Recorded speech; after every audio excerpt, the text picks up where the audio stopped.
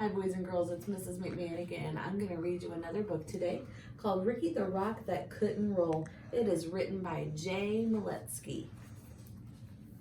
Over the lake and out past the bay was a green, grassy hill where the rocks came to play. They would race to the top to take in the view, then roll their way down the way rocks love to do. There were Kip and Pip and Chester and Marvin the Boulder. Ignatius played too, though he was much older.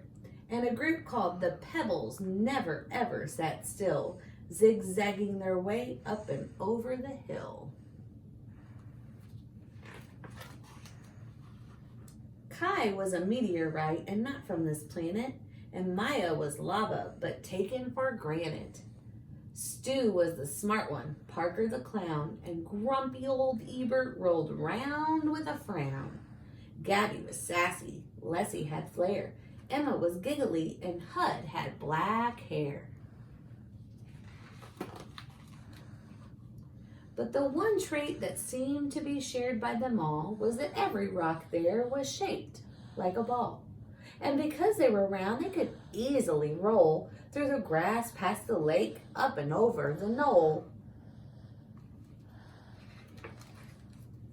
Except for poor Ricky, who quietly sat. You see, Rick couldn't roll because one side was flat. His friends didn't get it. "Come roll," they would chant. So Ricky tried and replied, "I'm sorry, I can't."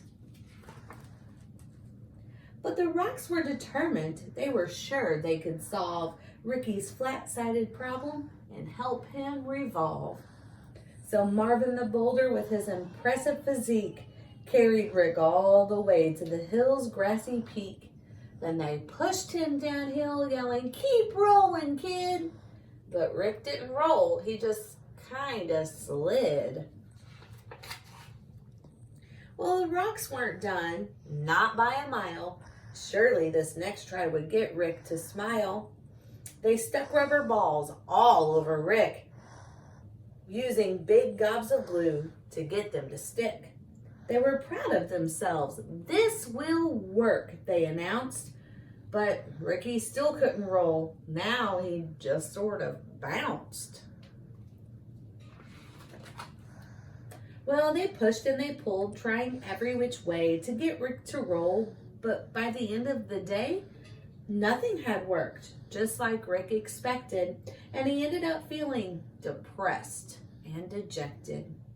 "It's no use," Ricky sighed. "There just isn't a way. So I'll sit off to the side and just watch you all play." But his friends would not quit. "We're here for you, brother, and we'll get you to roll one way or another." So they pondered and thought, each straining his brain, till they looked up and saw it was starting to rain. And that's when it hit that smart stone named Stu. "Eureka!" he shouted. "I know just what to do." He explained to them how they would get Rick to tumble. "My plan is pure genius." Stu wasn't too humble.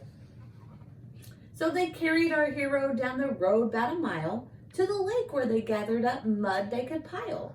On the flat side of Rick created a mound that they shaped, smooth and sculpted until it was round. Then after the rain, with the sun in the sky, they left him to bake till the mud was all dry. They gathered up vines and one colorful feather, and they wrapped it all around Rick to keep it together.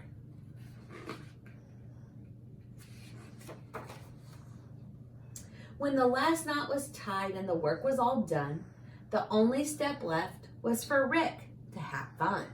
They stood back and watched, feeling nervous and tense, as Rick breathed in deep with increasing suspense. He moved slowly at first, testing out his new mold, and then, for the first time, Ricky the Rock rolled. So Bria the ladybug, who had been there from the start, felt a surge of pure joy swell up in her heart. She thought as she watched her friends play on the hill that there's always a way if there's always a will. And she said to herself as Ricky rolled down slope, when you're surrounded by love, you always have hope.